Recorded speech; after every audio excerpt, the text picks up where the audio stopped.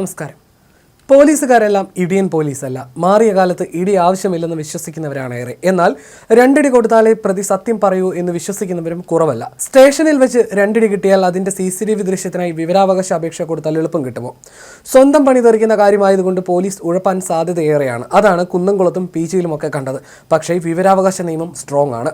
2005 October 12 മുതൽ പ്രാബല്യത്തിൽ വന്ന വിവരാവകാശ നിയമം പൊതു അധികാര സ്ഥാപനങ്ങളുടെ കൈവശമുള്ള വിവരങ്ങൾ എല്ലാ പൗരന്മാർക്കും ലഭ്യമാക്കുന്നതിനും പ്രവർത്തനത്തിൽ സുതാര്യതയും വിശ്വാസ്യതയും വർദ്ധിപ്പിക്കുന്നതിനും അഴിമതി നിർമ്മാർജ്ജനം ചെയ്യുന്നതിനുമൊക്കെയാണ് ലക്ഷ്യമിടുന്നത്. പോലീസ് അതിക്രമങ്ങളെക്കുറിച്ചുള്ള വാർത്തകൾ സജീവമാകുന്ന കാലത്ത് വിവരാവകാശ നിയമം സാധാരണക്കാർക്ക് പോലീസിന്റെ ക്രൂരതകൾക്കെതിരെ പോരാടാനുള്ള ശക്തമായ ആയുധമായി മാറുകയാണ്. പോലീസ് സ്റ്റേഷനുകളിൽ നടക്കുന്ന അതിക്രമങ്ങൾ CCTV ദൃശ്യങ്ങൾ പുറത്തു വരുമ്പോഴാണ് പലപ്പോഴും പുറലോകം അറിയുന്നത്. ഈ ദൃശ്യങ്ങൾ ലഭ്യമാക്കാൻ ഇരകൾ വലിയ നിയമ പോരാട്ടങ്ങൾ നടത്തേണ്ടി വരുന്നുണ്ട്. വിവരാവകാശ നിയമപ്രകാരം ഈ ദൃശ്യങ്ങൾ ആവശ്യപ്പെട്ടാൽ പോലും അവ നൽകാൻ പോലീസ് പരമാവധി ശ്രമിക്കാതിരിക്കുന്ന സാഹചര്യങ്ങളാണുള്ളത്. കുന്നംകുളത്ത് മർദ്ദനത്തിനിരയായ യൂത്ത് കോൺഗ്രസ് നേതാവ് 2 വർഷത്തോളമാണ് തന്റെ നേർക്കുണ്ടായ മർദ്ദനത്തിന്റെ തെളിവുകൾക്കായി നിയമ പോരാട്ടം നടത്തിയത്. ഈ സാഹചര്യത്തിലാണ് IAS ഉദ്യോഗസ്ഥനായ N പ്രശാന്ത് വിവരാവകാശ നിയമത്തിന്റെ സാധ്യതകളെക്കുറിച്ച് വിശദീകരിക്കുന്ന ഒരു പുസ്തകം പുറത്തിറക്കുന്നത്.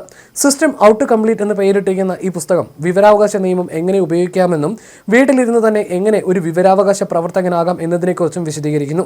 വ്യാജ മറുപടികൾ ലഭിച്ചാൽ എന്ത് ചെയ്യണമെന്നും നിയമത്തിലെ എല്ലാ വശങ്ങളും പുസ്തകത്തിൽ വിശദീകരിക്കുന്നുണ്ട്. മനോരമ ബുക്സ് ആണ് പുസ്തകം പ്രസിദ്ധീകരിക്കുന്നത്. സർക്കാർ സംവിധാനങ്ങൾക്കുള്ളിൽ തീരുമാനങ്ങൾ എടുക്കുന്നത് എങ്ങനെയാണെന്നും ശരിയായ ചോദ്യങ്ങൾ ചോദിച്ച് സംവിധാനത്തിന്റെ മൗനം ഭേദിക്കാമെന്നും ഈ പുസ്തകം വിശദീകരിക്കുന്നു. ഭയമില്ലാതെ തന്ത്രപരമായി നിയമപരമായി എങ്ങനെ വിവരാവകാശ നിയമം ഉപയോഗിക്കാമെന്നും വിവിധ വകുപ്പുകളിലെ തീരുമാനങ്ങളുടെ അടിസ്ഥാനം ചോദ്യങ്ങളിലൂടെ മനസ്സിലാക്കാമെന്നും പഠിപ്പിക്കുന്നു. ഈ RTI പോർട്ടലിന്റെ ശരിയായ ഉപയോഗത്തിലൂടെ വീട്ടിലിരുന്ന് വിവരാവകാശ പ്രവർത്തകനാകാൻ സാധിക്കുമെന്നും N പ്രശാന്ത് അവകാശപ്പെടുന്നു. ഈ പുസ്തകം സാധാരണക്കാർക്ക് ഭരണ സംവിധാനത്തെ ചോദ്യം ചെയ്യാനും സുതാര്യത ഉറപ്പുവരുത്താനും ഒരു മാർഗ്ഗനിർദ്ദേശമാകും. ആദ്യ പിണറായി സർക്കാരിനെ പിടിച്ചുലച്ച ആഴക്കടൽ മത്സ്യബന്ധന കരാറിന്റെ കാലത്ത് സുപ്രധാന ചുമതലയിലുണ്ടായിരുന്ന പ്രശാന്ത് അന്നേ സർക്കാരിന്റെ കണ്ണിൽ കരടായിരുന്നു. മന്ത്രിയായിരുന്ന മേഴ്സിക്കുട്ടിയമ്മയുടെ തെരഞ്ഞെടുപ്പ് തോൽവിക്ക് വരെ കാരണമായ വിവാദത്തിൽ പലരും പരസ്യ വിമർശനം വരെ ഉന്നയിച്ചെങ്കിലും നിലപാടിൽ നിന്ന് പിന്നോട്ട് പോയില്ല പ്രശാന്ത്. അന്നൊഴിവായ സസ്പെൻഷൻ പക്ഷേ മറ്റൊരു രൂപത്തിൽ 2ാം പിണറായി സർക്കാരിന്റെ കാലത്ത് പ്രശാന്തിനെ തേടിയെത്തുകയായിരുന്നു. അതേസമയം പുസ്തകത്തിനെക്കുറിച്ചുള്ള N പ്രശാന്തിന്റെ ഫേസ്ബുക്ക് കുറിപ്പ് ഇങ്ങനെയാണ്: ഉണരൂ രതീഷ്, ഈ സിസ്റ്റം ആടിയുലയുകയില്ല സാർ. ഇതിനൊരു സുപ്രീം പവർ ഉണ്ട്. ആ പവർ അധികാര പ്രഭുക്കളുടെ കയ്യിലല്ല, ഞാനും നിങ്ങളും ഉൾപ്പെടെയുള്ള ബഹുമാനപ്പെട്ട സാധാരണക്കാരുടെ കയ്യിലാണ്. അത് ഉറപ്പുവരുത്തുന്ന സിമ്പിൾ നിയമത്തിന്റെ പേരാണ് വിവരാവകാശം അഥവാ RTI. ഈ പുസ്തകം നിങ്ങൾക്കുള്ള ഒരു ഉപകരണമാണ്, ആയുധമാണ്. ഗവൺമെന്റ് സംവിധാനത്തിനുള്ളിൽ തീരുമാനങ്ങൾ എടുക്കുന്നത് എങ്ങനെയെന്നും എങ്ങനെ ശരിയായ ചോദ്യം ചോദിച്ച് സംവിധാനത്തിന്റെ മൗനത്തെ തകർക്കാമെന്നും പഠിക്കാം. ഭയരഹിതമായി തന്ത്രപരമായി നിയമപരമായി എങ്ങനെ RTI ഉപയോഗിക്കാമെന്നും വിവിധ ഡിപ്പാർട്ട്മെന്റുകളിലെ തീരുമാനങ്ങളുടെ അടിസ്ഥാനം എങ്ങനെ ചോദ്യങ്ങളിലൂടെ മനസ്സിലാക്കാമെന്നും ഈ RTI പോർട്ടലിന്റെ ശരിയായ ഉപയോഗത്തിലൂടെ എങ്ങനെ വീട്ടിലിരുന്ന് വിവരാവകാശ ആക്ടിവിസ്റ്റ് ആകാമെന്നും ഈ പുസ്തകം നിങ്ങളെ പഠിപ്പിക്കും. ഈ സിസ്റ്റത്തെ സിസ്റ്റമാറ്റിക്കായി മെരുക്കാൻ പഠിപ്പിക്കും. പലർക്കും കൃത്യമായി ചോദ്യങ്ങൾ ഫ്രെയിം ചെയ്യാൻ അറിയില്ല.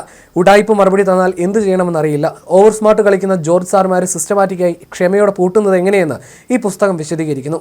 RTI മാത്രമല്ല, അനുബന്ധ നിയമങ്ങളും ഇതിൽ പറയുന്നുണ്ട്. കേരളം എന്നത് ജനാധിപത്യത്തിന്റെ മടിത്തട്ടിൽ ഉറങ്ങുന്ന പുലിക്കുട്ടിയാണ്. ഉണരേണ്ട സമയം അതിക്രമിച്ചു അറിയാതെ ഉറങ്ങുന്ന ഭീകരനാണവൻ. ഈ കളി കളിക്കാൻ 10 രൂപയും എഴുത്തും വായനയും മതി.